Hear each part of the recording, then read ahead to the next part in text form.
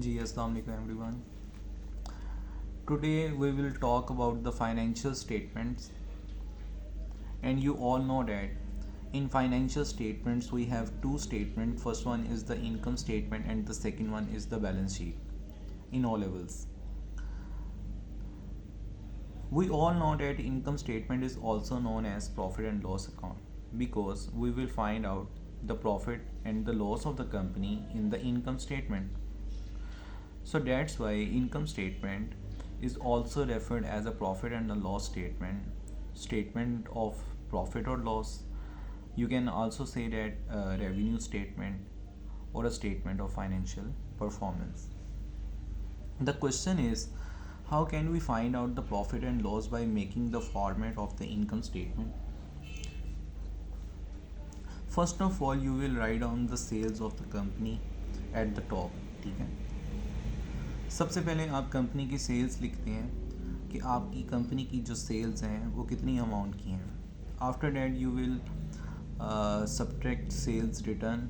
You can also known as return inward. ठीक है. Sales return का जो दूसरा नाम है that is return inward. Means कि अगर फॉर एग्जांपल अगर आपने किसी को 5000 की सेल्स की हैं तो उसमें से कुछ अमाउंट आपको रिटर्न हुई है, तो इसको रिटर्न इनवर्ड इसलिए कहा जाता है कि फॉर एग्जांपल अगर आप सेल्स करते हैं तो गुड्स आप देखें, गुड्स आपसे जा रही हैं. ठीक है. तो अगर वही गुड्स रिटर्न हो जाती हैं that would B return inward. Means कि वो आपको ही रिटर्न हो रही हैं, इसलिए उसका दूसरा नाम है, the second name is return inward. Simply sales minus sales return करेंगे, the answer would be net sales. Means के your final value of the sales. After calculating the net sale, you will find out cost of goods sold, that is also known as CGS. ठीक है. The question is how can you calculate the cost of goods sold? आप cost of goods sold calculate कैसे करेंगे? आपके पास सबसे पहले आती है ओपनिंग इन्वेंट्री. मीन्स के स्टार्ट ऑफ द ईयर आपके पास कितना स्टॉक है कंपनी में, उसमें आप ऐड करते हैं फर्दर परचेजेस. अच्छा, और फिर आप उसमें से माइनस कर देते हैं परचेज रिटर्न. ठीक है. परचेज रिटर्न का जो सेकंड नेम है डैट इज़ रिटर्न आउटवर्ड. ठीक है. देखिए, रिटर्न आउटवर्ड इसका सेकंड नेम क्यों है? फॉर एग्जांपल अगर आपने किसी से परचेजेस की हैं तो ज़ाहिर है स्टॉक इनटेक हुआ है, आपके पास स्टॉक आया है. ठीक है. और अगर फॉर एग्जांपल कुछ प्रोडक्ट फॉल्टी हैं या कुछ आपकी डिमांड के मुताबिक नहीं है, आप उसको रिटर्न करते हैं. ठीक है. तो वो अब गुड्स आप क्या कर रहे हैं, आप अपने सप्लायर को रिटर्न कर रहे हैं, तो आपसे वो गुड्स क्या हो रही हैं, जा रही हैं, तो उसको आप रिटर्न आउटवर्ड कहते हैं. फॉर एग्जांपल अगर ऑनर ने गुड्स विड्रॉल कर ली हैं, जिसको आप ड्राइंग्स भी कहते हैं, तो जब ऑनर कंपनी से बिज़नेस से अपने पर्सनल यूज़ के लिए कुछ गुड्स विड्रॉल करते तो हम उसको अपनी परचेजेस में से माइनस करते हैं. बेसिकली जो हमारे पास इन्वेंट्री इन हैंड है उसमें से हम उसको माइनस करते हैं बिकॉज ऑनर ने अपने पर्सनल यूज़ के लिए उसको विड्रॉल किया है गुड्स को. फिर हम ऐड करते हैं कैरेज इनवर्ड. कैरेज इनवर्ड क्या है? कैरेज इनवर्ड बेसिकली आपका एक्सपेंस है to take goods from supplier into the factory. Means के जब आप अपने सप्लायर से गुड्स परचेज़ करते हैं और फैक्ट्री में लेके आ रहे हैं, तो वो जो एक्सपेंस है जो आप बियर कर रहे हैं that would be known as carriage inward. और एट दी एंड आप माइनस कर देते हैं क्लोजिंग इन्वेंट्री. मीन्स के योर एंडिंग स्टॉक जो आपने यूज़ नहीं किया प्रोसेस में, मेकिंग प्रोसेस में नहीं गया, उसको आप माइनस कर देते हैं. फिर आपके पास आ जाती है CGS की अमाउंट, जिसको आप कहते हैं कॉस्ट ऑफ गुड्स सोल्ड. आप अपनी नेट सेल्स में से माइनस करते हैं कॉस्ट ऑफ गुड्स सोल्ड, तो आपके पास जो आंसर आता है that would be known as gross profit. ठीक है. कॉस्ट ऑफ गुड्स सोल्ड क्या है? कॉस्ट ऑफ गुड्स मीन्स के फॉर एग्जांपल जो गुड्स आप सोल्ड कर रहे हैं, मीन्स के जो भी गुड्स आप सेल आउट कर रहे हैं उसको बनाने में आपकी कॉस्ट कितनी आई है, आपकी कितनी लागत आई है. ठीक है. फॉर एग्जांपल अगर एक प्रोडक्ट है आपने 50 की बनाई है, ठीक है, तो उसको बनाने में कितनी कॉस्ट आई है कि आपकी 30 कॉस्ट तो नहीं आई. तो अब अगर आप 50 माइनस 30 करते हैं तो आपके पास जो ग्रॉस प्रॉफिट आ जाएगा वो क्या आ जाएगा, वो 20 आ जाएगा. ये मैंने आपको एक जस्ट एग्जांपल दी है.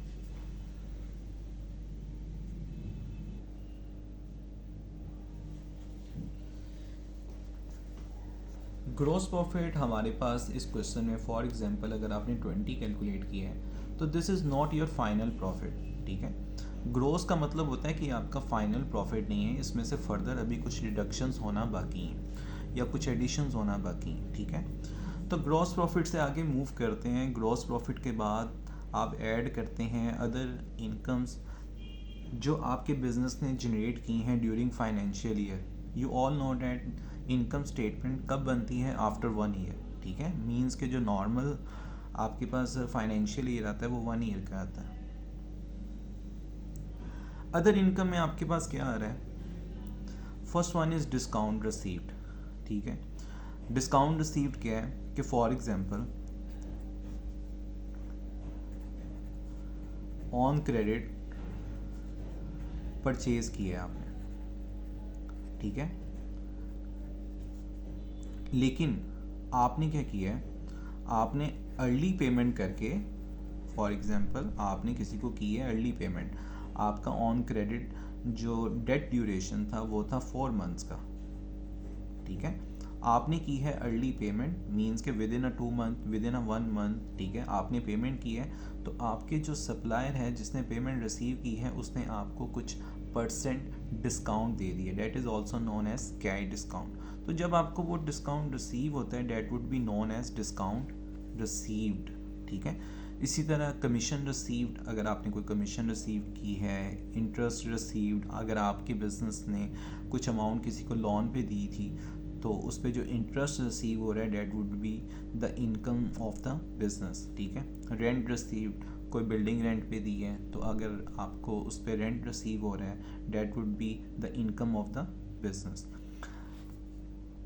The most important is gain on disposal of an asset, ठीक है। ये है कि जब भी आप अपना asset, for example after its useful life, means कि आपने एक एसेट की लाइफ 5 ईयर्स है, आपने यूज़ करने के बाद उसको सेल आउट किया है, ठीक है, तो उसको कहते हैं डिस्पोज ऑफ, ठीक है। अगर आपको डिस्पोज ऑफ सेल आउट करके उस पर कोई इनकम रिसीव हो रही है date would be recorded as other income in the income statement, ठीक है। इसी तरह decrease in the provision for doubtful debts, means के आपने start of the year estimate लगाया था कि इतने % आपको चांसेस हैं कि लॉस हो सकता है, ठीक है। Provision for doubtful dates is an estimation for loss, ठीक है। तो वो एस्टिमेशन से आपकी अमाउंट क्या आई है? डिक्रीज़ कर गई, मीन्स के एक्सीड नहीं कर सकी, डिक्रीज़ कर गई, जितना आपने रिजर्व मेंटेन किया था उससे कम अमाउंट आपकी लॉस में गई है, तो वो आपकी क्या बन जाती है? इनकम, ठीक है। इसकी कैलकुलेशन कैसे करनी है ये हम आगे फर्दर डिस्कस करेंगे। उसके बाद है जी लेस अदर एक्सपेंसेस। आप अपनी अदर इनकम्स ग्रॉस प्रॉफिट में ऐड करने के बाद माइनस करते हैं अदर एक्सपेंसेस, ठीक है। अदर एक्सपेंसेस इनकम स्टेटमेंट में सेलिंग एंड एडमिनिस्ट्रेटिव एक्सपेंसेस आते हैं। फैक्ट्री के रिलेटेड कोई भी एक्सपेंस यहाँ पे इंक्लूडेड नहीं होता, ठीक है। सेलिंग एंड एडमिनिस्ट्रेटिव एक्सपेंस में सबसे पहले एडमिनिस्ट्रेशन एक्सपेंस, कोई इंश्योरेंस एक्सपेंस है आपके पास, कोई इलेक्ट्रिसिटी एक्सपेंस है आपके पास, ये जस्ट एग्जांपल्स हैं। आपने पेपर में क्वेश्चन के पॉइंट ऑफ व्यू के मुताबिक अपने एक्सपेंसेस को राइट डाउन करना है। मैंने यहाँ पे मैक्सिमम एक्सपेंसेस राइट डाउन किए हैं ताकि आपको आइडिया हो कि आपके क्वेश्चन में कोई भी एक्सपेंस मिस ना हो सके, ठीक है। स्टाफ सैलरीज, एडवर्टाइजिंग एक्सपेंसेस और इसके रिलेटेड अगर कोई भी एडजस्टमेंट है, फॉर एग्जांपल अगर स्टाफ सैलरीज की अमाउंट है 4312 इन योर ट्रायल बैलेंस, ठीक है, और एडजस्टमेंट में कोई अमाउंट एक्रियूड है या आउटस्टैंडिंग है, स्टाफ सैलरीज एक्रियूड या आउटस्टैंडिंग या ड्यू, तो आप हमेशा एक्रियूड को क्या करते हैं? ऐड। फॉर एग्जांपल एक्रियूड की अमाउंट है 200, ठीक है, तो आप उसको क्या करेंगे? ऐड करेंगे। इसी तरह अगर कोई अमाउंट प्री पेड है, फॉर एग्जांपल एडवर्टाइजिंग की जो ट्रायल बैलेंस में अमाउंट है डेट इज़ 5000, ठीक है, और एडजस्टमेंट में कोई अमाउंट है कि for example advertising expense 3000 prepaid, means के प्रीपेड का मतलब ये है कि अगर आपने कोई अमाउंट नेक्स्ट ईयर की पहले ही इस साल पे की है वो आपके फाइनेंशियल ईयर का पार्ट नहीं था वो एक्सपेंस, लेकिन आपने उसको फिर भी पे कर दिया है, वो आपके नेक्स्ट ईयर का पार्ट है, तो that would be your prepaid expense. आपने पहले ही पे कर दिया, आपने अभी उसका बेनिफिट नहीं लिया, लेकिन आपने वो एक्सपेंस पहले ही पे कर दिए। तो हमेशा प्रीपेड को आप क्या करते हैं, माइनस। फॉर एग्जाम्पल प्रीपेड की अमाउंट थी 100, तो आप उसको माइनस करेंगे। मैं ऊपर मेंशन कर रहा हूँ that is your prepaid balance.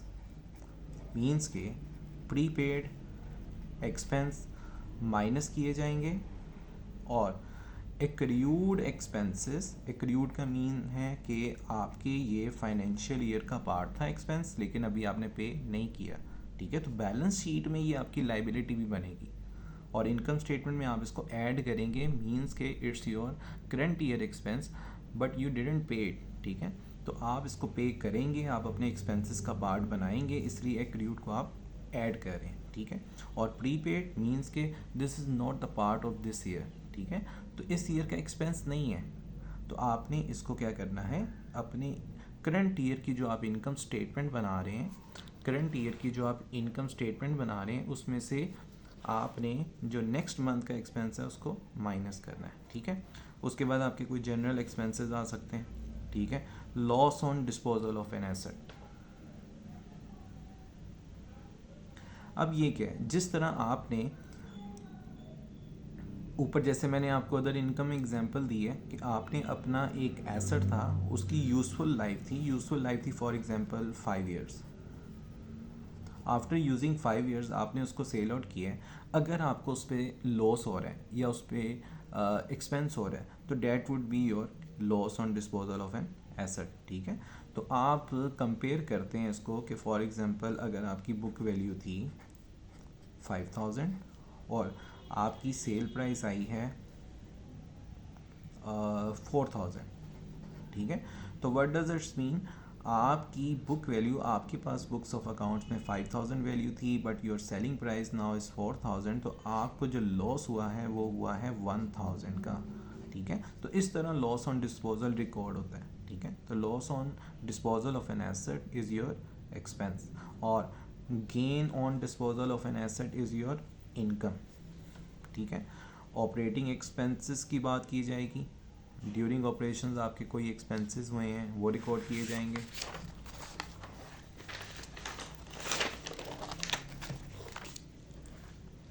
Okay ji, loan interest means कि आपने बैंक से कोई लोन लिया है 5000 का या 5 लाख का, तो उस पर कितने % इंटरेस्ट है, date would be your expense, ठीक है। इसी तरह बैड डेट्स का मतलब क्या होता है कि आपने ऑन क्रेडिट सेल्स की हैं 25,000 की, ठीक है। बट आफ्टर फ्यू मंथ्स जो आपका कस्टमर है जिसने आपको पे बैक करनी थी अमाउंट, वो क्या हो गया है, वो बैंकरप्ट हो गया है। बैंकरप्ट का मतलब क्या है, उसका दिवालिया हो गया, वो अब आपको पेमेंट नहीं कर सकता, उसका बिजनेस फेल हो गया, ठीक है। और उसके पास कोई भी इस तरह का एसेट नहीं है जिसको वो सेल आउट करके आपको पे बैक कर सके, ठीक है। तो अब ये आपके लिए क्या हो गई हैं, बैड डेट्स, ठीक है। पीछे हमने पढ़ा था decrease in the provision for doubtful dates, इसी तरह increase in the provision for doubtful dates आपका क्या हो जाएगा, एक्सपेंस। मीन्स कि आपने start of the year estimate लगाया है कि 5000 आपका क्या होगा, एक्सपेंस होगा, ठीक है।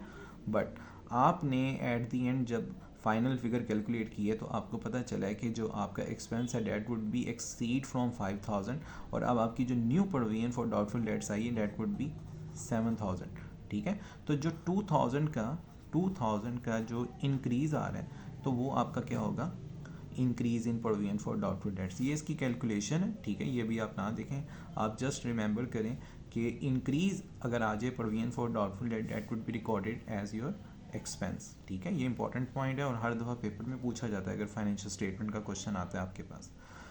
नेक्स्ट है जी वेजेस एंड सैलरीज एक्सपेंस, ठीक है। और कंप्यूटर मेंटेनेंस एक्सपेंस आ सकता है, डिस्काउंट अलाउड, ठीक है। अब लास्ट में इनकम में हमने पढ़ा था डिस्काउंट रिसीव। डिस्काउंट अलाउड क्या है, सेम केस है जी। आप ऑन क्रेडिट क्या कर रहे हैं, ऑन क्रेडिट सेल्स की हैं आपने, ठीक है। और उसका जो ड्यूरेशन है डेट का वो है 5 मंथ्स का।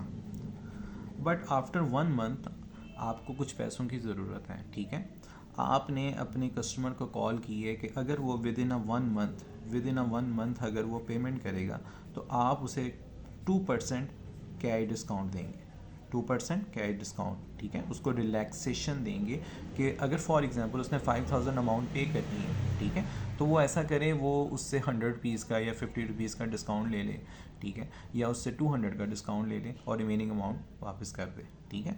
तो इसको कहते हैं डिस्काउंट अलाउड। अगर आप किसी को डिस्काउंट दे रहे हैं, that is discount allowed, that is your expense, ठीक है।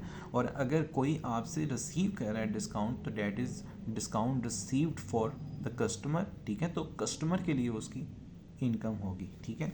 रेंट एंड रेट्स, अगर आप किसी बिल्डिंग का रेंट पे कर रहे हैं, हीट एंड लाइटिंग एक्सपेंस और distribution expense.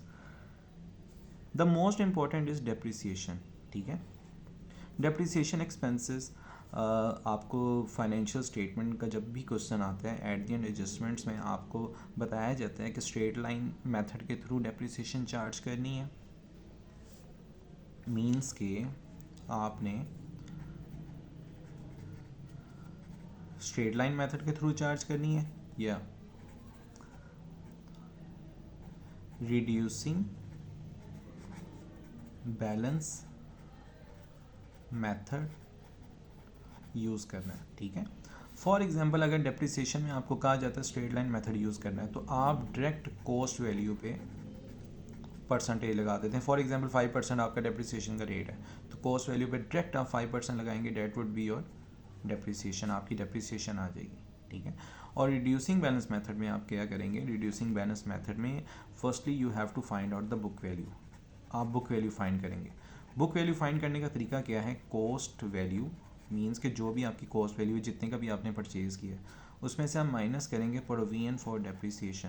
Provision for depreciation means कि आप your previous balance of depreciation, ठीक है, आप उसमें से पहले माइनस करेंगे, अपनी बुक वैल्यू फाइंड करेंगे, ठीक है, फिर आप उस पर क्या लगाएंगे, परसेंटेज।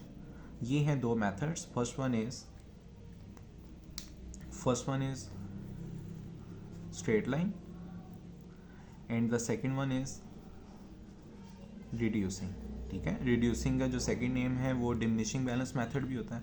तो आप ये दो मेथड यूज़ करते डेप्रिसिएशन कैलकुलेट करेंगे, ठीक है। तो आपके पास जो डेप्रिसिएशन मोस्टली जिन एसेट्स की पूछी जाती है उसमें लीज होल्ड प्रेमिसेस, ठीक है, उसमें आपको बताया जाता है फॉर एग्जांपल, अब लीज होल्ड प्रेमिसेस का क्या है, लीज होल्ड प्रेमिसेस में आपको बताया जाएगा फॉर एग्जांपल आपकी कॉस्ट वैल्यू है 5 लाख, ठीक है, और आपकी लाइफ कितनी है एसेट की, एसेट लाइफ है फॉर एग्जांपल 20 ईयर्स, ठीक है, या फॉर एग्जांपल 10 ईयर्स। तो आप उसकी डेप्रिसिएशन कैसे कैलकुलेट करेंगे, अप्रोप्रिएट अमाउंट फाइंड आउट करेंगे,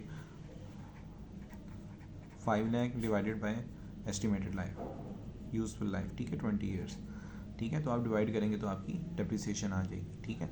इसी तरह कंप्यूटर इक्विपमेंट आपको मेथड बताया जाएगा, फिक्सिंग एंड फिटिंग की डेप्रिसिएशन कैलकुलेट करने को आ सकती है, मोटर व्हीकल की, बिल्डिंग की, ठीक है। इस तरह आप अपने सारे एक्सपेंसेस की जो वैल्यूज़ हैं उनको नोट डाउन कर लेंगे, ठीक है।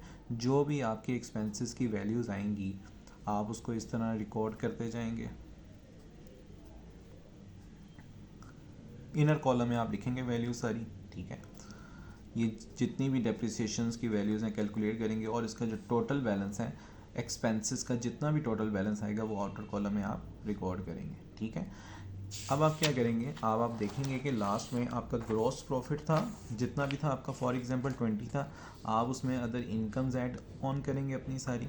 अदर इनकम्स ऐड ऑन करने के बाद आप जितने भी आपके एक्सपेंसेस का टोटल है, जितने भी एक्सपेंसेस का टोटल है वो आप टोटल करने बाद उसमें से माइनस करेंगे, मींस के आप अपने ग्रॉस प्रॉफिट में add other income minus other expenses, तो आपके पास क्या आ जाता है, प्रॉफिट फॉर द ईयर, ठीक है। तो बेटा ये था method to calculate the profit और a loss of the company, ठीक है। ये प्रॉफिट भी जनरेट कर सकती है, ये लॉस भी जनरेट कर सकती है, ठीक है, अगर आपके एक्सपेंसेस का बैलेंस आपकी इनकम से ज़्यादा है तो that would be loss for the company, ठीक है। और अगर आपकी इनकम से ज़्यादा है as compare to your expenses, that would be the profit of the company. तो ये था आपका इनकम स्टेटमेंट का फॉर्मेट, ताकि आप इजीली इसको अंडरस्टैंड कर सकें। और क्या नाम है, मैक्सिमम चीज़ें मैंने इसमें राइट डाउन की हैं ताकि आपको प्रॉब्लम ना हो किसी भी तरह की, जो फिगर आउट चीज़ें करनी पड़ गई आपको पेपर में तो आपको नज़र आ जाए, ठीक है। तो इसमें मैंने सेल से लेके प्रॉफिट तक सारा फॉर्मेट ड्रॉ कर दिया, आप इससे हेल्प ले सकते हैं। और क्या नाम है, कोई भी क्वेश्चन हो तो आप कमेंट सेक्शन में पूछ सकते हैं। Thank you very much. अल्लाह हाफिज़, टेक केयर।